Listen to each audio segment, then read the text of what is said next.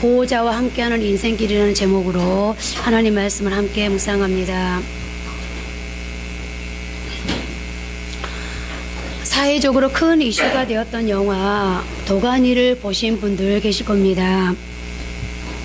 지방의 한 청각장애인 학교에서 실제로 일어난 사건을 다룬 영화인데, 그곳에서 일하는 학교 관계자들이 장애를 갖고 있는 어린아이들에게 상상도 할 수 없는 성폭행을 자행한 사건을 다룬 영화입니다. 저는 그 영화를 보고 마음에 분노가 치밀고 견딜 수 없는 울분과 충격으로 밤잠을 이루지 못했었는데요. 장애를 가진 아이들을 돌봐주고 보호자 역할을 해줘야 할 학교 관계자들이 그 어리고 힘없는 청각장애 아이들에게 못된 짓을 하여 씻을 수 없는 상처를 준 것도 천일 공로할 일이지만 그보다 더 큰 분노를 일으키는 것이 있었습니다. 그것은 수많은 장애 아이들 가운데서도 보호자가 없는 아이들만 골라서 피해를 입혔다는 것입니다. 부모님이 일찍 돌아가셨거나 이혼을 해서 돌봐줄 수 없는 경우, 또 살아있어도 지적장애 등으로 자녀를 보호해줄 수 없는 부모를 둔 그런 아이들만 골라 그런 끔찍한 짓을 저지른 것입니다. 그래서 저는 이 영화를 보면서 분노가 솟구치는 가운데서도 보호자의 역할이 이렇게 중요한 것이구나 라는 생각을 하게 되었습니다. 아마도 그 영화를 보신 부모님이라면 누구나 다 이런 다짐을 사랑하는 자녀에게 했을 것 같습니다. 학교에서 무슨 일이 있거나 누가 너에게 나쁜 짓을 하면 힘들어하지 말고 꼭 엄마 아빠에게 얘기한다. 내 뒤에는 이 엄마 아빠가 있다는 것을 꼭 기억해 알았지? 라고 말합니다. 그리고 바로 이것이 보호자의 역할일 것입니다. 나 자신은 연약하지만 누군가 내게 해코지를 해도 저항할 수 없는 초라한 존재이지만 내 뒤에 보호자가 있다면 아무도 함부로 건드릴 수 없습니다. 이것이 보호자가 있는 인생입니다. 우리가 살아가는 인생길이 얼마나 험합니까? 무엇보다 너나 나나 할 것 없이 다 초행길입니다. 내일 무슨 일이 닥칠지 예측이라도 할 수 있으면 대비책이라도 세워볼 텐데, 인생이라는 것이 언제 어떤 바람이 불어올지, 무엇이 어떻게 시작되고 어떻게 끝날지 도무지 알 수가 없습니다. 그래서 우리는 두려워합니다. 그런데 그렇게 힘들고 낯선 나그네 인생길을 보호자 없이 간다는 것이 얼마나 고달프고 힘든 일입니까? 그래서 우리에게는 반드시 내 인생길을 함께 걸어줄 보호자가 필요한데요. 그런데 성경은 우리에게 가장 든든한 보호자가 되시는 예수님이 나와 함께 하시겠다고 약속하고 있습니다. 한치 앞도 모르는 우리로서는 참으로 다행스러운 일이 아닐 수 없는데요. 그렇다면 우리의 참된 보호자가 되시는 예수님은 어떤 분이실까요? 오늘 본문 누가복음 5장의 말씀을 보면 우리의 보호자 되시는 예수님의 속성 한 가지를 발견할 수 있습니다. 누가복음 5장 1절부터 11절의 배경은 갈릴리 바다라고도 불리는 게네사렛 호숫가입니다. 지금 게네사렛 호숫가의 사람들이 어마어마하게 몰려들고 있습니다. 예수님을 보기 위해서인데요. 왜 그렇게 예수님을 보려고 사람들이 몰려드나 봤더니 바로 앞부분인 누가복음 4장을 보면 그 이유가 나타나 있습니다. 누가복음 4장에서 예수님은 신적 능력을 가지고 사람들의 필요를 공급해 주셨습니다. 귀신을 쫓아내시고 각종 병든 자들을 일으키셨습니다. 그리고 그 소문이 퍼지자 수많은 사람들이 예수님을 보기 위해 원근 각처에서 몰려든 것입니다. 그리고 그들의 초점은 딱 하나, 바로 예수님이었습니다. 그런데 이렇게 수많은 사람들이 예수님에게 집중하고 있는데 정작 예수님은 실패한 한 인생, 밤새도록 일했지만 고기 한 마리 잡지 못해 낭패감에 빠져있던 어부 한 사람을 향해 집중하고 계셨습니다.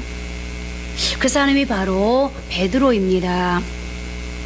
베드로는 지금 실패한 밤을 보내고 피곤한 몸과 낙심된 마음으로 하루를 정리하고 있었습니다.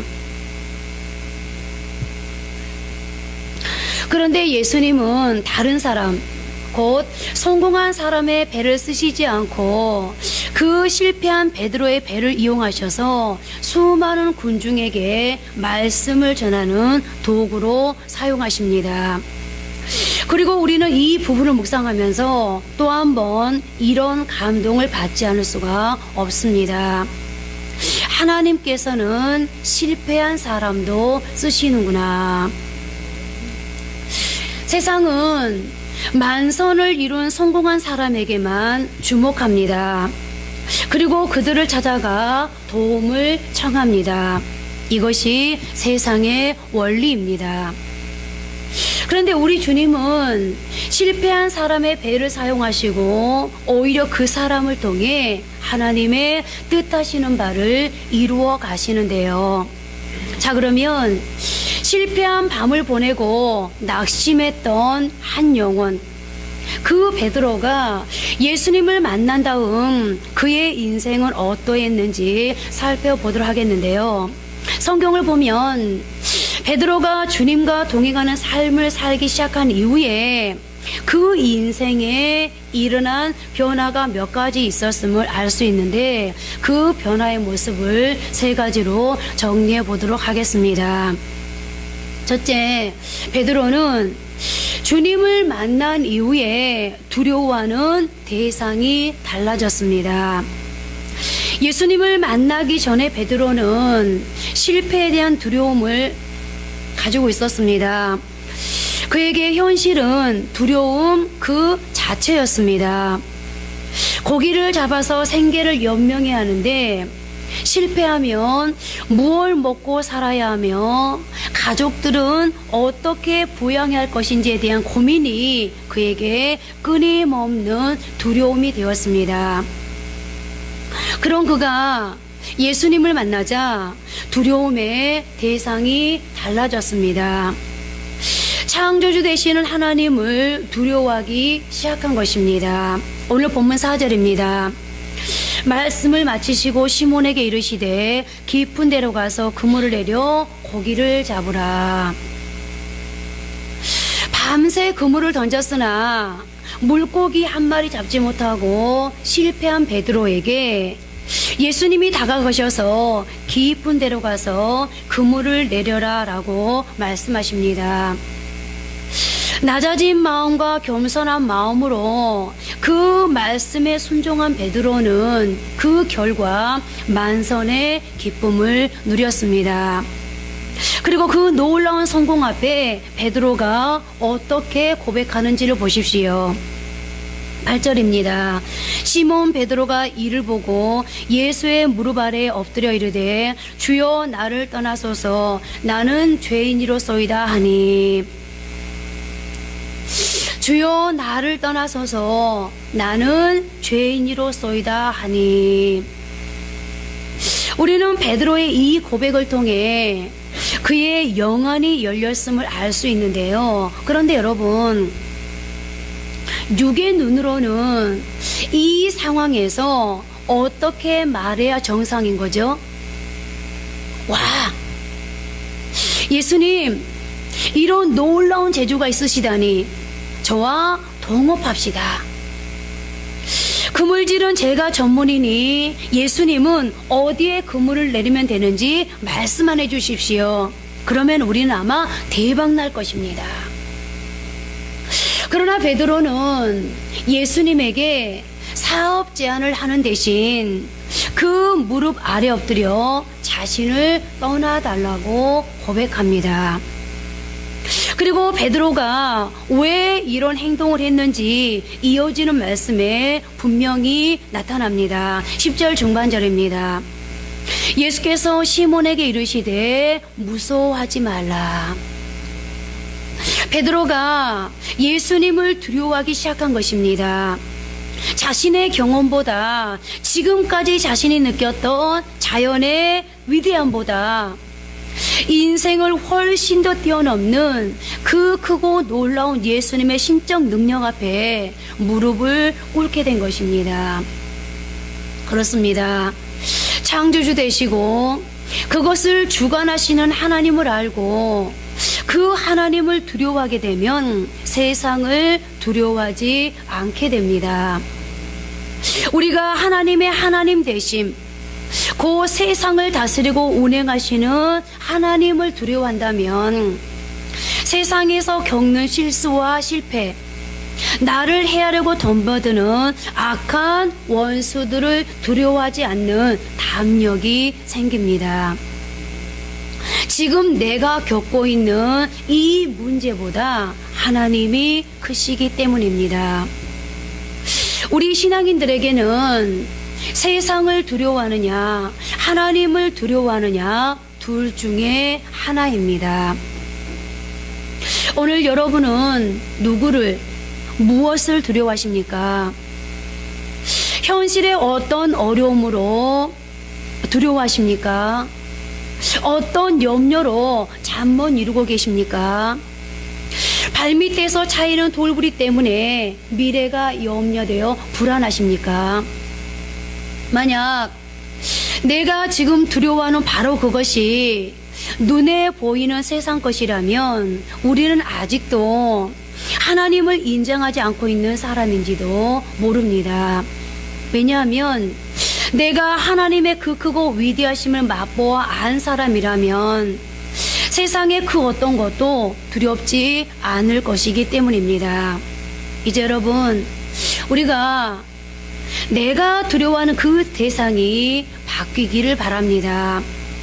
눈만 뜨면 세상에 대한 두려움으로 안달복달하는 삶에서 이제 그 두려움의 대상이 옮겨져서 하나님을 두려워하는 인생이 되기를 바랍니다.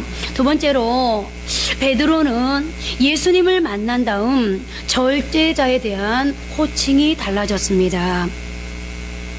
누가복음 5장 5절에서 베드로는 예수님에게 선생님이라고 호칭했습니다. 그런데 은혜를 경험하고 난 뒤인 8절에서는 선생님이란 호칭이 주여, 주님으로 바뀝니다. 자료들을 보면 당시 호칭의 변화는 영역의 변화를 나타낸다고 되어 있습니다. 예수님을 선생님이라고 부르는 수많은 사람들 가운데서 개인적인 친밀함을 경험하는 사람들이 부르는 호칭이 바로 주님이었습니다. 그러니까 결국 호칭의 문제는 친밀감의 문제라는 것인데요. 가령 창세기 1장을 보면 우리나라 성경에는 하나님에 대한 호칭이 그냥 하나님으로 통칭되지만 원어 성경의 창세기 1장에는 하나님의 호칭이 엘로힘으로 되어 있습니다. 그리고 이 엘로힘은 하나님의 능력을 강조할 때 사용하는 하나님의 이름입니다.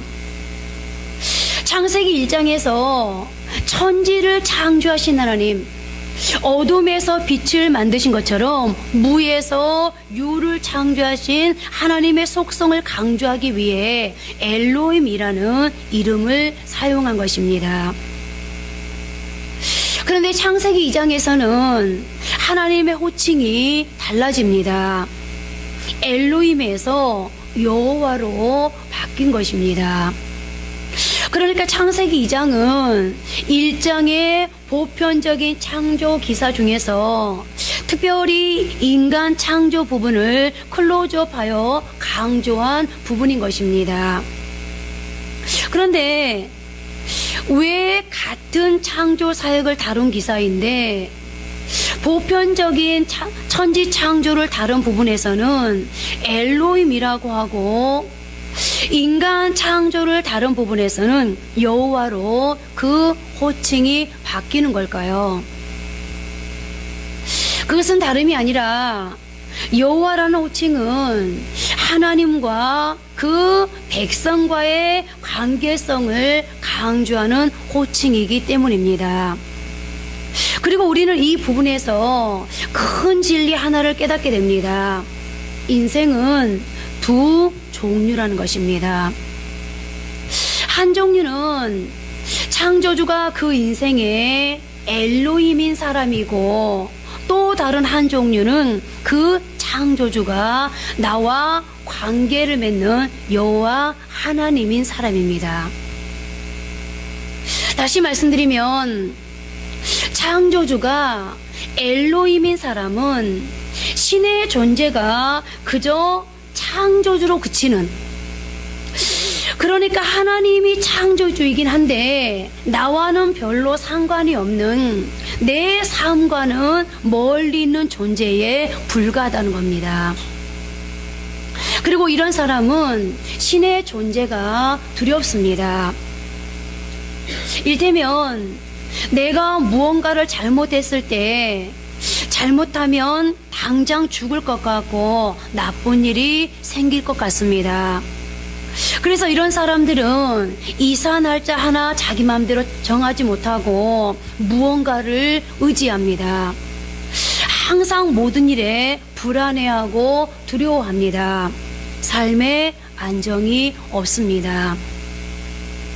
그러나 하나님과 친밀한 관계를 맺는 사람은 하나님이 더 이상 두려움의 대상이 아니라 나와 관계를 맺는, 내 삶 속에 깊이 개입하셔서 나를 보호하시고 인도하시는, 내 삶을 살아가게 하시는 여호와, 즉 절대적인 힘과 권위를 가지신 하나님이십니다.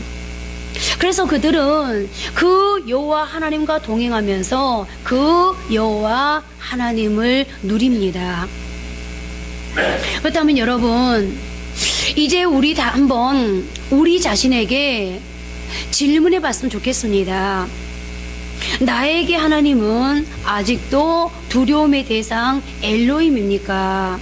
아니면 내 삶에 관계하셔서 내 삶을 축복하시며 동행하시는 여호와입니까? 시편 23편에는 우리가 너무 잘 아는 다윗의 이 고백, 여호와는 나의 목자시니 내게 부족함이 없으리도라는 고백이 기록되어 있습니다. 그런데 다윗이 이 고백을 했던 그 당시에 그는 그야말로 파란만장한 인생의 회오리 바람 앞에 살고 있던 때였습니다. 이 고백에서처럼 부족함이 없는 삶이 아니라 부족함 투성의 인생이었다고 해도 과언이 아닐 것입니다.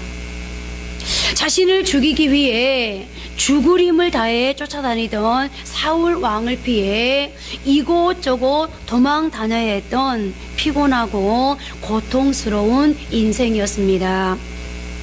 그런데도 다윗은 부족함이 없다라고 고백합니다. 원어로 보면 부족함이 없다고 할 때에 이 부족이라는 단어는 하세르인데, 이 단어의 기본적인 의미는 부족 혹은 부족한 상태이고, 그리고 이 파생 의미로는 욕구 혹은 원하는 것을 뜻하는 것입니다.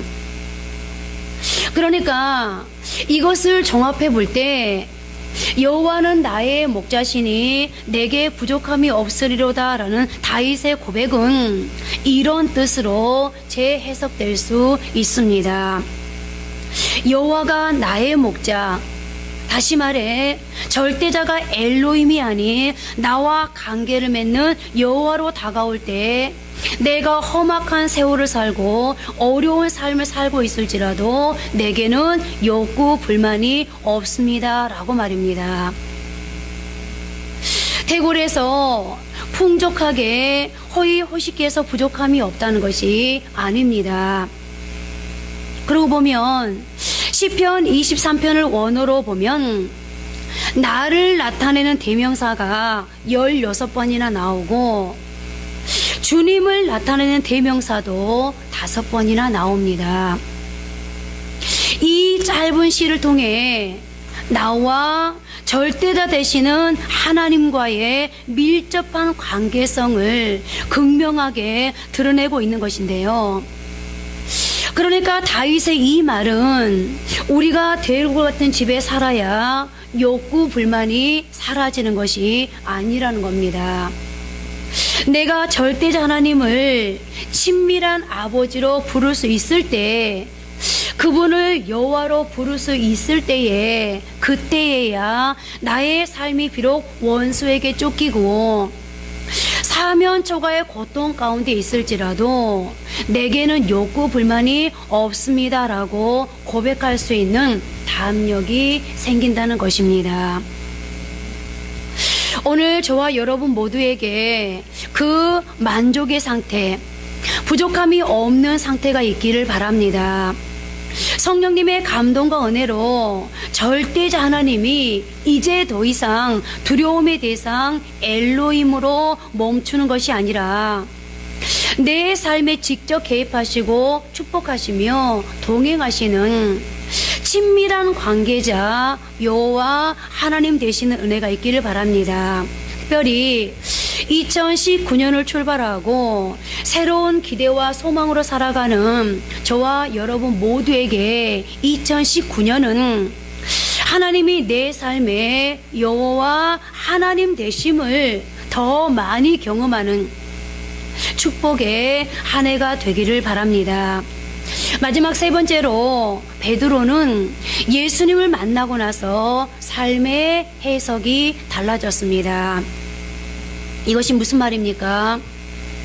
베드로가 주님을 만나기 직전만 해도 어젯밤 밤새도록 고기 한 마리 잡을 수 없었던 그 상황은 그야말로 피하고 싶었던 고통이요 실패였습니다.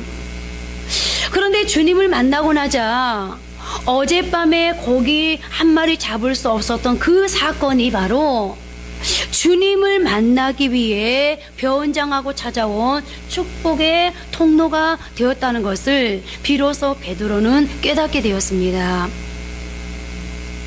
밤새 고기 한 마리 잡을 수 없었던 그 실패를 통해 그는 예수 그리스도를 만나 평생을 동행하는 축복을 누리게 된 것인데요.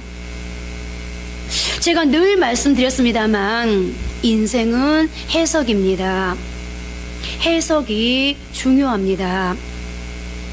그래서 저는 평소에 인생은 해석이다 라는 덕백을 자주 대놓이곤 합니다. 왜냐하면 내게 주어진 삶을 어떻게 해석하느냐, 그 해석하는 힘이 바로 복된 인생, 가치 있는 인생을 살아가는 키워드라고 믿기 때문인데요. 옛날 우리의 신앙의 선배 어르신들이 눈물로 부르던 찬양 중에는 참 구슬픈 찬양들이 많았습니다. 그 중에 저도 좋아하고 저희 아버지가 생전에 참 즐겨 부르셨던 고요한 바다로라는 찬양이 있습니다. 지금 373장인데요. 고요한 바다로 저 천국 향할 때 주 내게 순풍 주시니 참 감사합니다. 이것은 어찌 보면 절규입니다. 어려운 시절을 살아가던 먹을 것은 없는데 5, 6명씩 되는 자녀들은 배고프다고 울고 학비 달라고 옵니다. 그런 상황에서 마음은 찢어지는데 내게 순풍 주시니 참 감사합니다라고 눈물로 찬양하며 기도합니다. 그 눈물 안에는 주님이 순풍 주시기를 간절히 바라는 소망이 담겨 있는 것입니다. 그러나 주님은 여기 1절에서 우리의 소망을 멈추게 하지 아니하시고 2절의 가사로 우리를 떠다 미십니다. 큰 물결 일어나 나 쉬지 못하나 이 풍랑으로 인하여 더 빨리 갑니다. 저는 지금까지 신앙생활하면서 이 찬양의 2절을 부르며 눈물로 기도하시는 분들을 참 많이 목격할 수 있었습니다. 수많은 우리의 믿음의 선배들이 아니 오늘 내가 이 찬양을 부르며 눈물로 기도할 때 마음속에는 어떤 기대와 소망이 있겠습니까? 지금은 참기 힘든 어려운 상황 가운데 처해 있지만 풍랑이 내 삶을 엄습하고 좌절이 내 인생을 뒤엎고 있지만 하나님의 은혜로 그 풍랑 인하여 더 빨리 갑니다. 이 신앙을 고백하면서 그리고 그렇게 되어질 것을 믿는다는 것 아니겠습니까? 그렇습니다. 인생도 신앙도 해석입니다. 인생에 대한 해석이 달라질 때 우리의 삶이 바뀝니다. 고통스러운 실패의 경험이었던 인생이 주님을 만나 그 해석이 달라질 때 오늘의 나의 고통은 최고의 축복을 위한 은혜의 통로가 됩니다. 그리고 그때 비로소 우리는 이런 요구를 주님께 올려드릴 수 있습니다. 이 세상 고락간 주 뜻을 본받고 내 몸이 의지 없을 때 큰 믿음 주소서라고 말입니다. 이제 우리 모두 우리 인생의 목자이자 보호자 되시는 주님을 붙들고 그 주님을 믿음으로 인생 해석을 달리할 수 있는 이 시대의 요호수아와 갈렙 같은 승리자들이 되시기를 바랍니다. 이제 말씀을 맺겠습니다.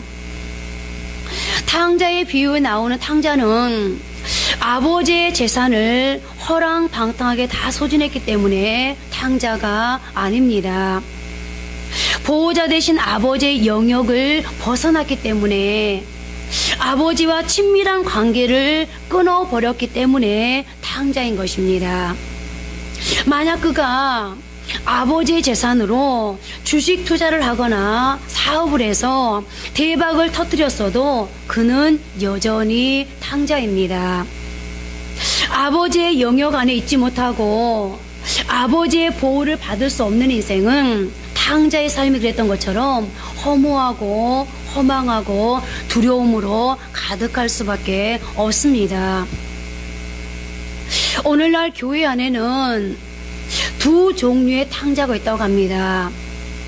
하나님을 떠나 하나님과 무관하게 살았던 둘째 아들과 같은 탕자가 있고, 더 많은 경우 교회를 떠난 적은 없지만 한 영혼을 불쌍히 여기시는 아버지의 심정을 잃어버린 큰아들과 같은, 아직도 엘로힘에 멈추어 있는 탕자가 있습니다.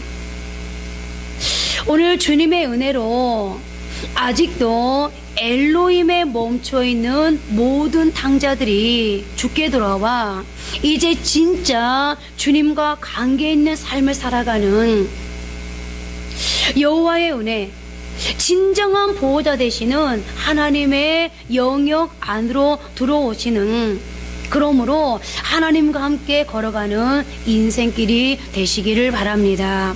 그러므로 내가 결코 예상할 수 없는 2019년의 시간을 보호자 되시는 주님으로 말미암아 반드시 승리하고, 그러므로 마침내 복을 받는 우리 모두가 되기를 주님의 이름으로 축복합니다. 더 나아가 실패한 한 영혼에게 집중하시며 그의 보호자 되어주신 아버지의 마음으로 상한 마음을 가진 영혼에게 따뜻한 손을 내밀어 줄 수 있는 우리 모두가 되어지기를 주님의 이름으로 축복합니다. 이제 한번 기도하시겠습니다. 하나님, 2019년을 시작하고 일주일을 살았습니다. 지금까지 살아온 시간은 이미 과거가 되었기에 우리는 1월 1일 날 무슨 일이 있었는지, 1월 2일 날에는 어떤 상황, 어떤 사건이 있었는지를 압니다. 그러나 아버지 하나님, 지금부터 1시간 후에, 하루 후에, 그리고 일주일 후, 한 달 후에 내게 어떤 상황이 벌어질지, 내게 어떤 바람이 불어올지 하나님, 우리는 예상할 수가 없습니다. 더더군다나 설령 우리가 어떤 상황을 만났다 할지라도 그 상황을 어떻게 소화해야 될지 우리는 아버지 하나님, 그 답을 알지 못하여서 여전히 방황하고 있습니다. 그런데 이렇게 내일을 예측할 수 없는 시간 앞에서 두려워하고 있는, 어쩌면 과거를 살았기 때문에, 그리고 인생이 어떤 것인지를 알기 때문에 우리는 아버지 하나님 더 두려워하고 있는 건지도 모르겠습니다. 나의 미래도 내 과거가 그랬던 것처럼 그 시간이 그렇게 고통으로 이어지면 어떡하지? 하나님, 그런 두려움을 가지고 있는지도 모릅니다. 그런데 오늘 우리 주님께서 2019년을 출발하면서 새해 아버지 하나님 첫 예배를 드리는 이 신년 예배에 또 한 번 우리 주님께서 우리에게 약속해 주고 계십니다. 내가 설령 지금까지 실패자로 살았다 할지라도, 그러므로 아무것도 가지고 있지 않는 그런 빈손이라 할지라도, 그럼에도 불구하고 내가 너와 함께 하겠다. 이제부터의 너의 삶은 내가 너의 보호자가 되어주겠다 라고 말씀하십니다.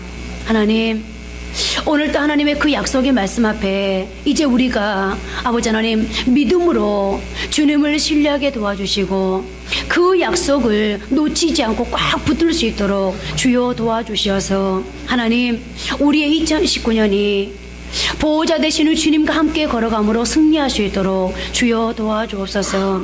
하나님, 아버지의 집을 떠나 미지의 길을 걸어갔던 야곱이 밤을 맞습니다.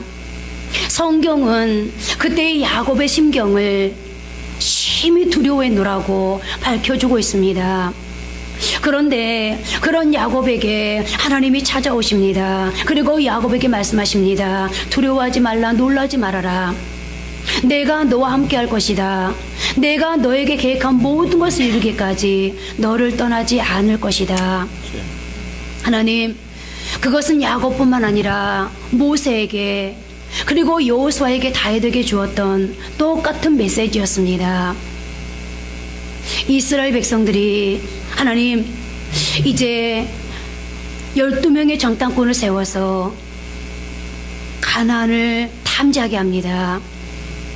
그런데 그들이 돌아와서 10명은 우리는 도저히 가나안을 정복할 수 없다고 할 때 여호수아와 갈렙이 아닙니다. 우리는 반드시 그 땅을 정복하고야 말게 될 겁니다. 하나님 라고 고백합니다. 어떻게 그렇게 할 수 있었겠습니까? 약속하신 하나님을 신뢰했기 때문입니다.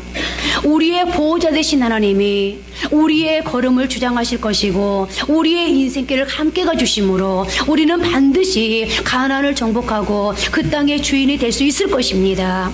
하나님, 오늘 살아보지 않은 예측 불허인 내일을 살아가야 되는 우리 모두에게 하나님은 동일하게 야곱에게처럼 모세에게처럼 그리고 여호수아와 다윗에게처럼 오늘 하나님이 동일하게 우리에게 약속하고 계십니다. 앞으로 내가 가는 길이 어떤 길인지 몰라 두렵냐, 불안하냐. 그러나 내가 너와 함께 할 것이다. 내가 너의 보호자가 되어서 내 인생 속에 개입하고 내 인생을 살아내게 해줄 것이다. 하나님 약속하고 계십니다. 하나님, 오늘도 그 약속의 말씀 부여잡고 하나님 또 한 번 용기를 낼 수 있도록 도와주시고 그 말씀 부여잡고 그 말씀 신뢰함으로 내게 어떤 상황이 주어질지 겁내지 아니하고 주여 도전할 수 있도록 도와주옵소서. 그래서 우리의 2019년도가 하나님으로 말미암아 승리할 수 있도록 주여 도와주시기를 간절히 원합니다. 오늘 베드로처럼 우리의 매일매일의 삶 속에서 주님을 만남으로 오늘 베드로가 예수님의 그 신적 능력, 사람이 알 수 없는 오직 하나님만이 할 수 있는 그 아버지의 놀라운 기적을 보면서 그 기적 앞에 무릎을 꿇고 이제 달라진 삶을 살았던 것처럼 하나님, 우리 한샘의 비전교회 모든 성도들이 2019년을 통하여서 주어진 시간마다 상황 앞에서 이 기적을 보게 하옵소서. 그러므로 우리도 오늘 베드로와 같은 그런 변화된 인생을 살아갈 수 있도록 주여 도와주옵소서. 하나님, 2019년도가 이제 수많은 사람들에게 하나님의 사랑과 능력과 그리고 기적과 표적과 이적을 흘려보낼 수 있는 2019년 되게 하옵소서.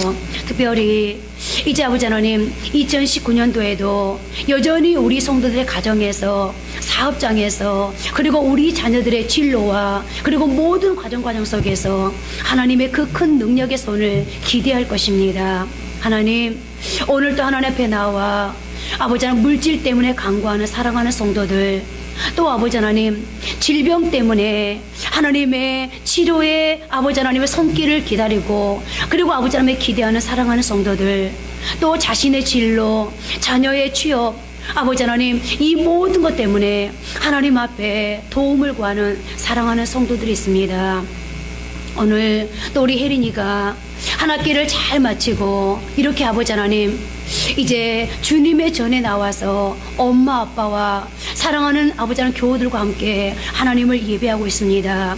하나님, 3주가 지나면 또 아버지 하나님의 자신의 결합된 그 아버지 학업의 현장으로 돌아가 또 아버지 하나님 치열하게 그 현장과 싸우면서, 아니 내 자신과 싸우면서 하나님 계속된 학업의 현장을 지켜갈 것입니다. 하나님, 누구보다도 두렵고 누구보다도 아버지 하나님 부담되고 무거운 그런 현실 앞에서 하나님, 우리 혜린이 혼자 힘으로 어떻게 그 상황을 견뎌낼 수 있겠습니까?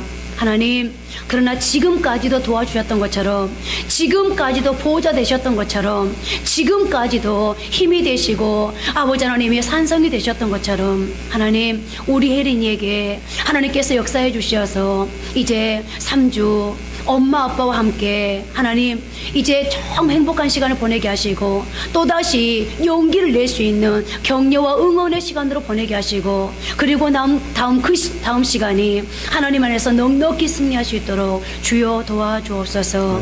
하나님, 오늘도 하나님 앞에 모든 영광 올려드립니다. 우리 모든 성도들에게 이 축복이 있게 하옵소서. 예수님 이름으로 기도합니다. 아멘.